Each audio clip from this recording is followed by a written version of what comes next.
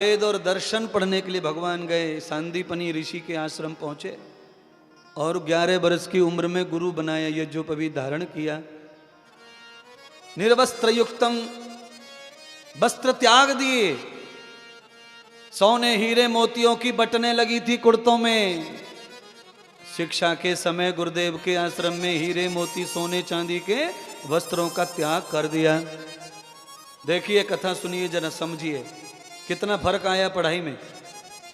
राम पढ़ने गए, सोने के पलना में पैदा हुए, वशिष्ठ के आश्रम में गए तो सारा घर छोड़ के गए। सारा जमीन में सोते, कुसा पर, कुसा दूबा घास के आसन थे, कुछ फूस के आसन थे, कुछ कुसा के आसन थे। बिल्कुल वही भगवान कृष्ण भी कर रहे हैं। पैर में पादुका नहीं पहनते पढ़ाई में। मेरे प्रभु शिक्षा देके गए हैं। सरस्वती का मंदिर विद्यालय है तो उसमें जूता चप्पल की टाई की कोई जगह नहीं है। पर आग लग गई, आग लग गई, आग लग गई है भारत में, आग लग गई। Modern Bharat, modern Bharat. अरे मॉडर्न भारत बनाना है तो भारत के हर व्यक्ति को वेद पढ़ने के लिए कानून बनाइए, तब भारत मॉडर्न बनेगा। क्योंकि सारा विज्ञान मॉडर्न ऋग्वेद में है। विज्ञान की शुरुआत ऋग्वेद से है। आप ही बोलेंगे विज्ञान का तो ऋग्वेद से शुरू होगा। जब तक ऋग्वेद हमारी पाठशालाओं में नहीं है तब तक मॉडर्न भारत कभी बन सकता नहीं। हाँ, नंगे हो जाओ, नंगे घूमो, चाउमीन खा लो, इससे मॉडर्न हो गए?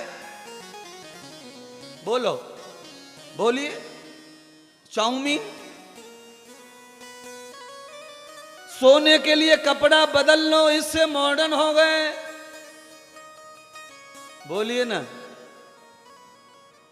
जिस घर में जवान औरत और पुरुष कपड़े बदल के सोते हैं उस घर में दादी भी है। वो उसी में सोती है जो दिन भर पहनती है। और जो लोग मॉडर्न हो गए वो उन कपड़े बदल के सोते। सोने के कपड़े आ रहे हैं बाजार में।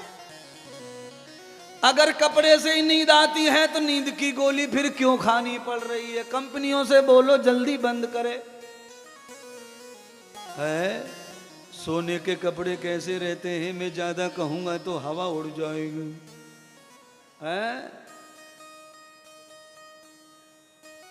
सोने के कपड़े अघोरी वाले होते हैं, अघोरी वाले। रात में लगभग महिलाएं अघोरी हो जाती हैं सब। सोने का कपड़ा।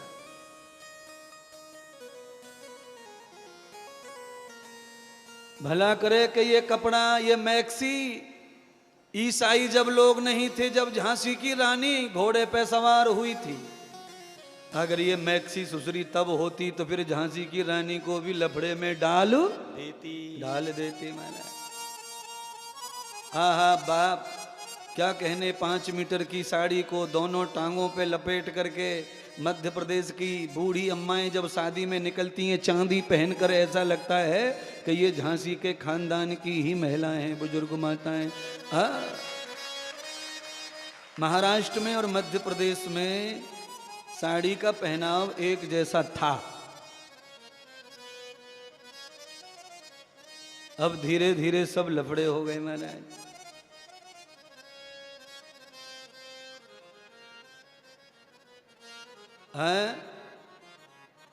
झांसी की रानी जब थी तब पार्लर होंगे कि नहीं होंगे? तब तो कहाँ होंगे पार्लर? ये तो हमारे सामने ही ओपनिंग हुए हैं महाराज। नाई की पत्नी सजाने आती थी दुल्हन को। नाई की पत्नी नहलाती थी, वही महावर वावर लगाती थी, वही सजाती थी। अब बोलो नाई की पत्नी पुराने जमाने में कैसी होती थी बेचारी, तो वो क्या ज्यादा सजाएंगी ज्यादा? तो जो उनको आता था लीप अपोती करके चली जाती थी, हो गई दुल्हन तैयार। और वही विदा एंड तक, कार में, रथ में, घोड़े में वही बिठा के जाती थी विदा करके आखिरी तक। कैसी कैसी अच्छी परंपराएं चली गई महाराज। अब बोलो, अब नाई कौन है ये बताओ? कौन सी जाति का आदमी नहीं है जो नाई नहीं है? बोलो। मैंने त्रिपाठी की पत्नी को पार्लर चलाते देखा, मैंने अग्रवाल की पत्नी को पार्लर चलाते देखा, देखा मैंने जैन की पत्नी को पार्लर चलाते। अब बोलो नाई कौन? बोलो तो सही है। साहू पार्लर,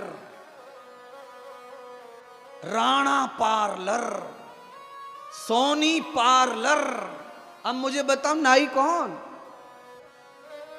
पंडित जी बोलो ना। पंडित जी और नाऊ की एकदम तिकड़ी है पुराने जमाने से।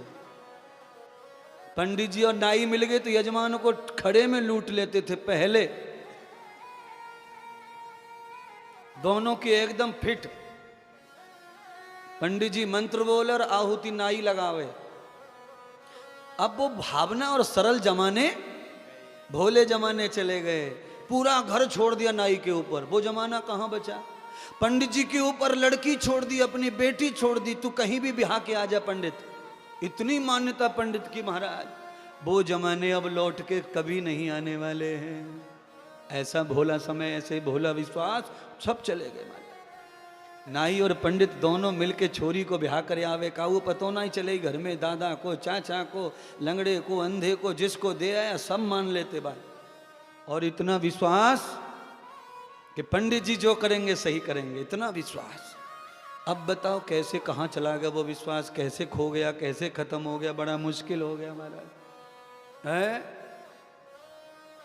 जिस पंडित जी पे इतना भरोसा करते आज वो कैसे खत्म हो गया है। पंडित जी जो गांव के पुरोहित थे, उनका बेटा ठर्रा पी के घूम रहा है। अब कैसे भरोसा करें बताओ? मैं तो यही कहूंगा कि अपने अपने चरित्र को बचा लेंगे। कलयुग में तो हमेशा हम पूजते ही रहेंगे। अगर हमारा स्वभाव बदल गया तो हमारी पूजा समाज की भी खत्म हो जाएगी। एक व्यक्ति की वजह से समाज की भी बहुत सारी मान हानि हो जाती है। यही हाल वीरों का है, राम के खानदान का है। राम की भी यही हाल हो रहे हैं। जिंदे बकरे को खा जाते महाराज।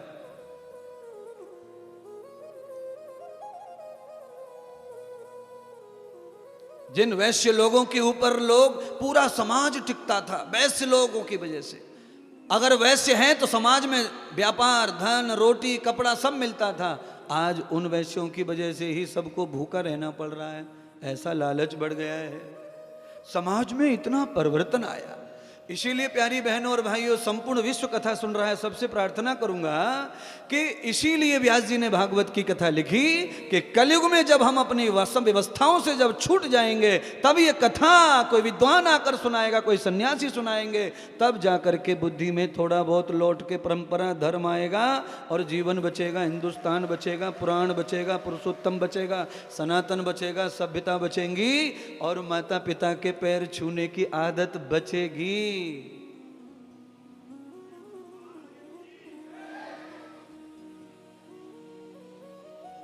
बोलिए। सीढ़ियों से नीचे बच्चा उतरता है 8 साल का, छाती पे बैग लटक रहा है, बोतल पानी की, यहां बैग लटक रहा है। लग ऐसा रहा है कि अभी अभी आर्मी की ट्रेनिंग करने जा रहा है, पिट्ठू लटका के। और सीढ़ियों पे से उतरते उतरते दुनिया नमस्ते करने की आज्ञा करके गए ऋषि, और ये जाते जाते mummy bye, mummy bye, mummy bye.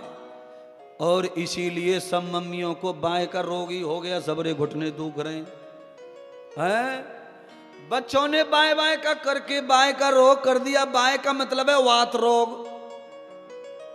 कमर दुख रही, हड्डी दुख रही, कंधा ऊपर नहीं हो रहा है। इसीलिए ओ कान खोल के सुनो रही, अपने छोटे बच्चों को नमस्ते, राधे श्याम, राम राम कहना सिखाओ। बस्ता लेके उतरे, राम राम करके जावें। राम राम करने से दोनों का फायदा है। विदा जो कर रहा है उसका भी, और जो विदा होके जा रहा है उसका भी लौट के आ जाएगा घर। और जो बाय कर गया है, बाय का दूसरा नाम है हाय। हाय हाय, बाय का जवाब क्या है? हाय। आप समझ गए होंगे हैं? किसी की दुकान बंद हो जाए, किसी की दीवार तड़क जाए, किसी का पत्थर टूट जाए तो लोग क्या कहते हैं, पड़ोसी की हाय खा गई। इसीलिए हाय खा गई 45 से 50 साल के बाद में सफेद बाल होना शुरू होता था। जब से हाय बाय आई है 22 साल में ही सफेद हो रहे हैं। फेरे बाद में पड़ रहे हैं, पहले डाई लग रही है। बोलो, फेरे बाद में पड़ रहे हैं, पहले डाई पुत रही है। पार्लर वाली ने 3 दिन लगाए, ये फलानी मेहंदी। काली नागिन दिखनी चाहिए बालों से, इसलिए पुताई चालू है महाराज। बोलो, अरे कम से कम 25, 30, 40 साल तक तो काले दिखने चाहिए कि नहीं दिखने चाहिए काले हैं? 50 साल से पहले वानप्रस्थ नहीं तो सफेद पैदा कैसे हो गया? इसे संभालो। इसीलिए मध्य प्रदेश वालों, चाय बंद करो, चाय पीना बंद करो।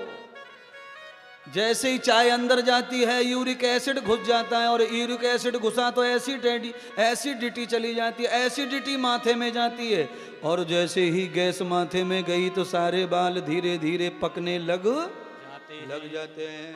बोलो, 6 महीने के बच्चे को मम्मी चाय पिला रही है चम्मच से, और वो जानता भी नहीं चाय कौन से खेत में आई है। मम्मी गुरु बनी बैठी है, और दादी के लड़ रही है बहू से, है पागल है गई है, छोरा चाय ना पिला रही, छोरा चाय ना, और दादी भी लड़ रही है। चाय को वो अमृत मान रही है दादी।